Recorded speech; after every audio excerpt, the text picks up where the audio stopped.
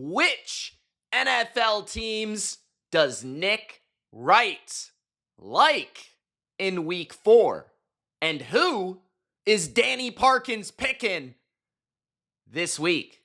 Welcome, football fans and gridiron gamblers. It's Mitch here with my thoughts and reaction to Nick Wright and Danny Parkins picks for week 4 of the 2025 NFL season. Their 3 favorite spread picks of the week.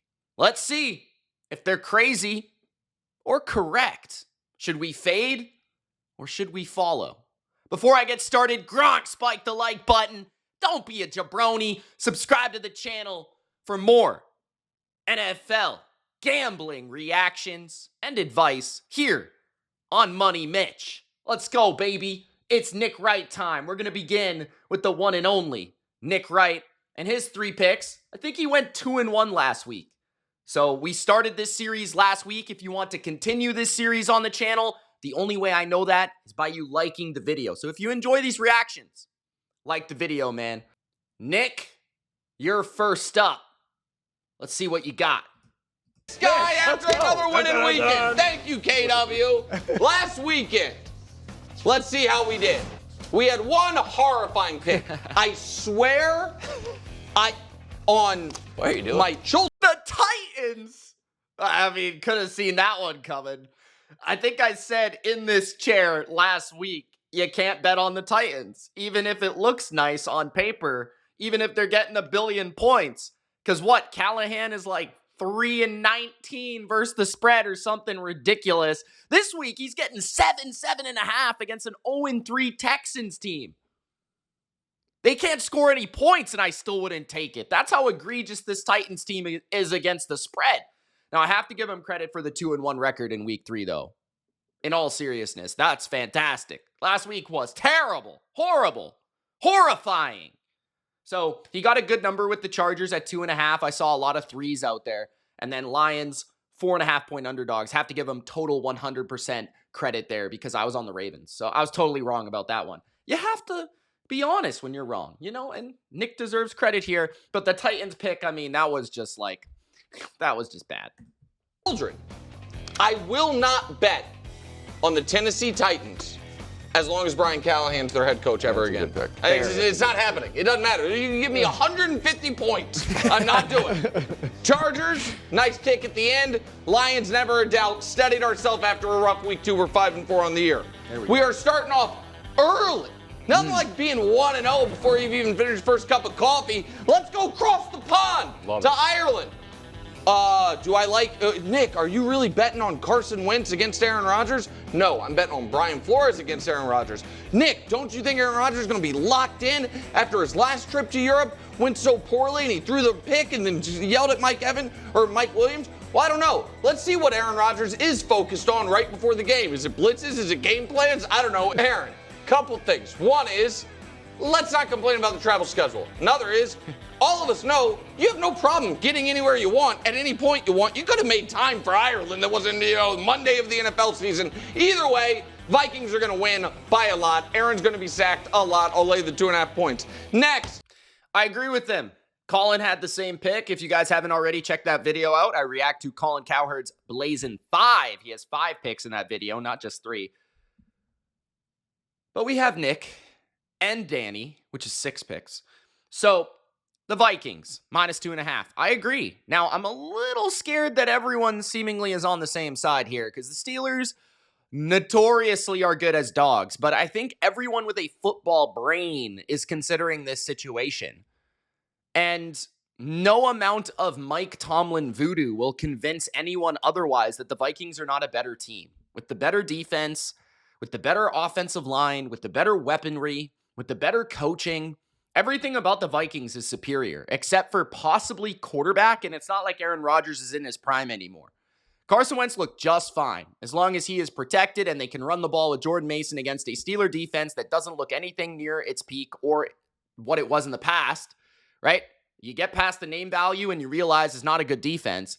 Steelers are coming off a fluky win over the Patriots. And last year, we literally saw this matchup. Aaron Rodgers in Europe against Brian Flores. What happened? Brian Flores whooped that ass. So I understand this pick. 100%. I'm going with it as well. I will be betting it. And if you guys are wondering, where are my bets, Mitch? They're on Patreon. $5 a month. Cheap plug. Check it out. Link in the description and the pinned comment. Let's see Nick's second pick. 7.5-point dog that can win outright. There is no reason in the world for the Broncos to be favored by more than a touchdown against a team with a pulse. This is a pick that I am not ballsy enough to make, but I am on the same side. I agree. I would take the Bengals with 7.5. They played last year. The game was competitive, very close. The Bengals actually won the game. Now, that was with Joe Burrow. But I do think that Browning running this offense is a tad underrated. If you watched that Vikings game last week, I mean, how many mistakes did the Bengals make in that first half? Like, interception for a touchdown, fumble for a touchdown, fumble here, fumble there. Like, they just gave up, like, honestly. And not trying to take away from the Vikings' dominance in certain aspects of that game, but this is probably going to be a polar opposite performance. After that embarrassment, it's Monday night, it's prime time, it's a big spot. Now, I am worried about certain matchups in this game. I'm worried about betting on the Bengals defense on the road in Denver against Sean Payton and a good offensive line. I'm worried about that pass rush of the Broncos.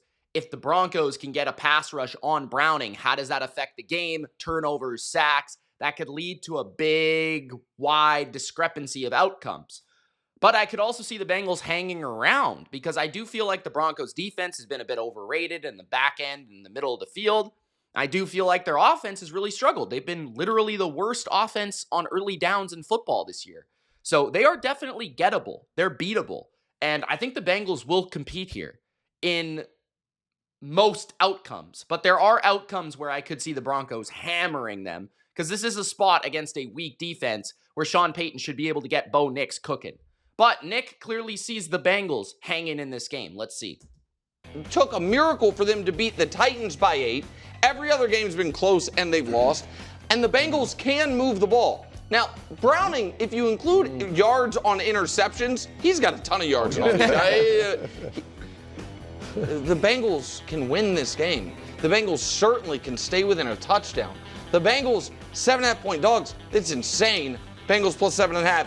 And last but not least, this is the lock. give me a break. Give me a break. Shut up, Wilds. We used to always show you all these Mahomes as an underdog stats. I know. Now He was 11-3 against His Chiefs. outright. He was 12-2 against the spread. All this stuff. Took a bit of a hit week 2 against the Eagles. So I said to Josh, you know what? Let's keep those. Let's put those in a drawer for now. Because this isn't about stats or history. This is about feel. And when I tell you, I felt the vibrations across the football world with the tackle that turned the tide.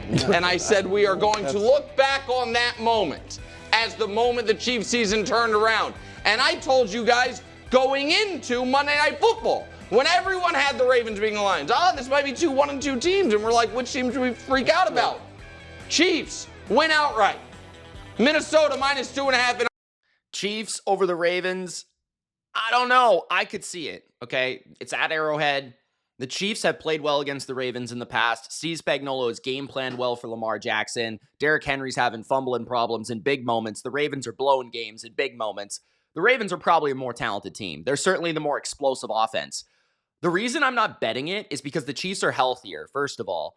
Xavier Worthy is back, which totally adds an ingredient to their offense that I just don't know what to account for there, right? No Rashee Rice yet, but I do feel like that could change the profile of the offense. Like, they could be much more explosive against a defense that's having some issues in the back end. They're not stopping the run, and they're without Matabike, and they're struggling to have guys healthy up front. So I personally think the Ravens are the better team, and I personally think that the Ravens are the more explosive team, and I do wonder if the Chiefs are good enough offensively and if they can really stay balanced and run the ball, even against Baltimore, who's struggling against it. But at the same time, like, it's Mahomes at home in a must-win game. Andy Reid, Steve Spagnuolo, they get Worthy back, and the defense played really well against the Giants. Now, how much of that is the Giants? How much is that of Russell Wilson? So there's just a lot of questions here. I like the Ravens early in the week. I still would bet the Ravens. I still would pick the Ravens if I had to. But I'm just going to stay away and enjoy the game and see how it goes. Because I still have questions about the Ravens, and I feel like they're inflated in most people's minds right now. And I don't think them losing to the Lions was simply the Lions and all the Lions. I think some of it was doing with what the Ravens look like right now. I think both these teams are struggling.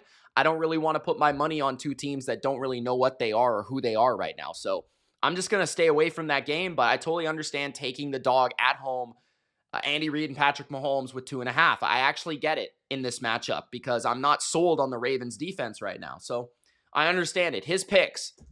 In Ireland, Cincinnati plus 7.5 in Denver, Kansas City plus 2.5 in Kansas City.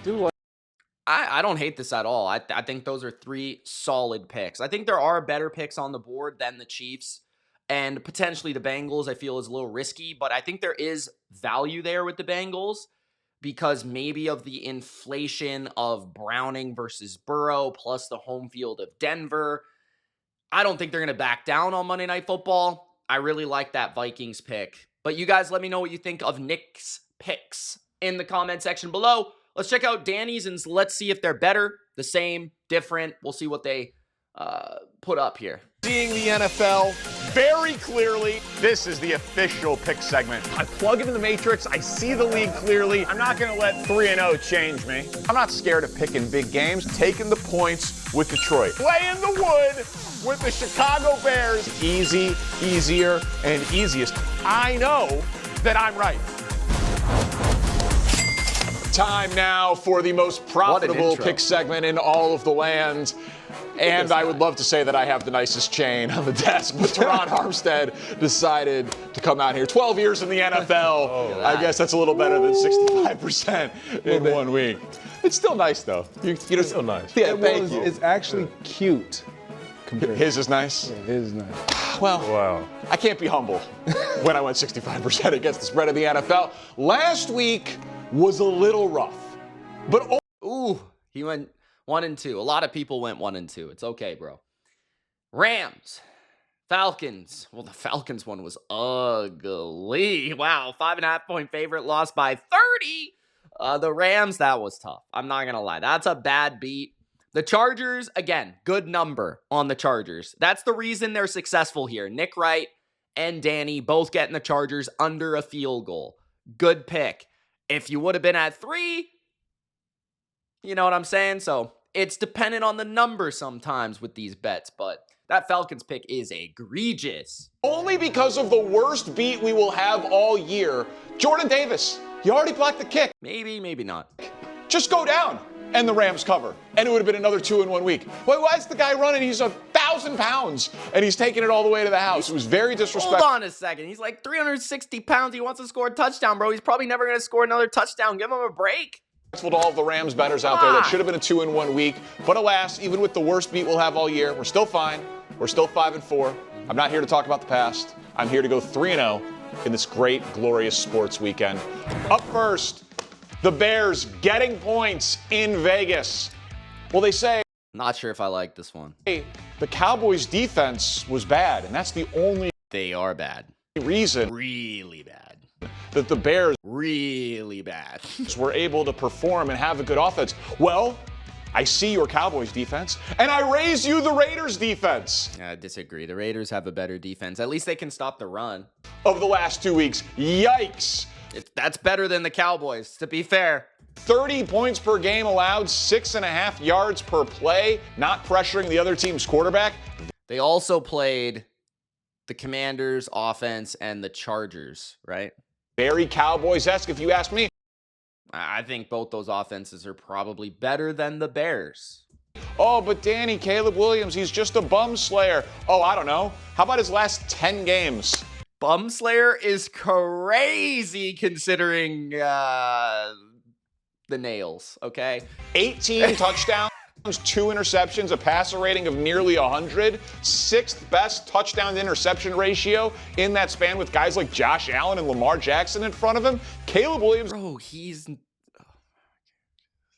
touchdown to interception ratio is just like, these guys are living on it. Do you guys watch the games sometimes? I don't know if they do. Has been playing well. I feel like I'm the only person who noticed. Wrong team favorite alert. Bears plus 1.5.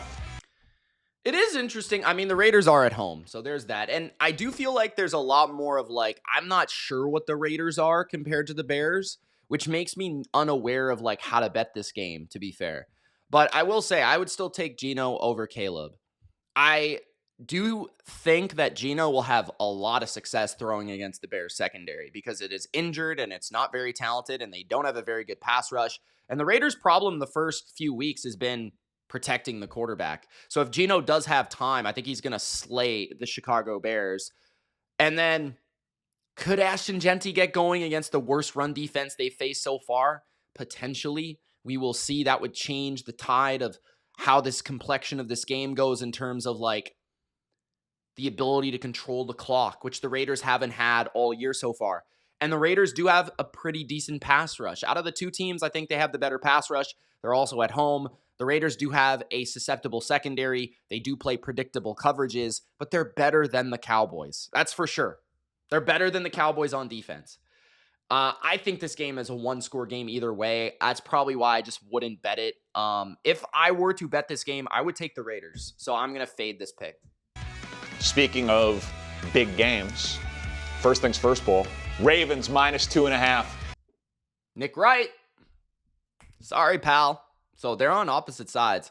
Again, like I said earlier, I lean Ravens because of Lamar and because the offense is so explosive and Derrick Henry. And I do have my questions about the Chiefs defense just in terms of like, okay, they look really good against the Giants, but they look susceptible against the Chargers and they looked okay against the Eagles. You know what I'm saying? Like, I'm not sure that it's quite as good as it's been. I do think you can take advantage down the field. And then on the opposite side, okay, Worthy brings that questionable element. But if the Chiefs can't run the ball, that's the Ravens' weakness. How does this game really go? So let's hear what he has to say and why he likes the Ravens so much. In Kansas City, the Chiefs will be fine. They are just not fine now. Then you come into a game and you've got questions about the Chiefs' offense, the Chiefs' defense, and the Ravens' defense. Which thing did I leave out there? Oh, the Ravens' offense. The Ravens' offensive ranks compared to the Chiefs' offensive ranks, I just simply do not think the Chiefs can keep up in this game. Fair. But the Ravens' defense is considerably worse than the Chiefs' defense is the thing, right? You would say, I think so. Right now, at least. It's that simple. So the Ravens will cover 2.5 points because they're going to hang. I guess I'm just scared of Spags, man. That's honestly what it is. I'm scared of Spags. 27 on the board. Do we honestly feel confident that a Chiefs team is ready to put 30 points up on Baltimore based on what we've seen from them this year? I'm not talking about championship pedigree. I'm not talking about 5 years ago. I'm talking about what we're seeing from the Chiefs right now. They're not prepared to win a shootout. Fair. I agree with those points. That's why I would take the Ravens. Last, I'd follow that pick. but not least, it's a big number, but I'll lay it happily. Packers I agree with this pick. Also in my best bets this week. Although I'd prefer 6.5. minus 7 in Dallas. And people want to just talk about this Cowboys defense. Well, I'm here to tell you, Matt LaFleur against Matt Eberflus's defense, even more lopsided. And my sample... I haven't seen the stats, so these are interesting. 27 points per game since 2019, 355 total yards, 120 passer ratings, 6 30-point games. That's pretty good. Or 5 30-point games. That's pretty good. 5 out of 13, I mean, that's not a great ratio, but Packers have won 12 of 13 games is pretty impressive. I will say, though, I think there are a lot of problems with Dallas beyond Matt Eberflus. I think that the secondary is slow. I think the linebackers stink. I think the safeties are lost. I think that the offensive line is beat up. Their center and Tyler Booker are both potentially out for this game. Their tackles are definitely susceptible to Micah Parsons and Rashawn Gary, who could feast. No CeeDee Lamb. There's just too many questions. If the offensive line's injured, Javonte Williams might not have space to run the ball, which is their only real chance to win this game. I think this is the Packers' by multiple touchdowns. I think this is as easy as it gets for laying 7 points. I really don't know the path that Dallas has to win this game beyond like turnovers, special teams, and like maybe like an early lead, scripted plays, getting like that sort of thing. Like, I don't really know how, because Dallas doesn't have a dominant pass rush like the Browns do. Like, I don't really know how this goes down for Dallas. Size, pretty significant. Going back to 2019, the Packers have won 12 of 13 games against Matt Eberflus. So you got Micah Parsons' revenge. You've got no CeeDee Lamb. You've got the Packers coming off of a loss. If the Cowboys had CeeDee Lamb, I'd give them a chance for sure. And He's such a difference maker for them, though. You have a tremendous coaching advantage with Matt LaFleur over Matt Eberflus. This game will not be in doubt in the fourth quarter. Packers win this one going away. I'm going to say he goes 2-1 this week. It's my guess. So to recap, Packers -7, Ravens -2.5, Bears +1.5. I believe, Tehran, that is a 3-0 week. All right. There it is, guys. Thank you for watching. Let me know if you would fade or follow Danny, Nick. Whose picks did you like more? Which pick was your favorite? Which explanation? And also let me know your best bet of week 4. It's Mitch. Thank you guys so much for watching, and we'll see you in the next video. Peace.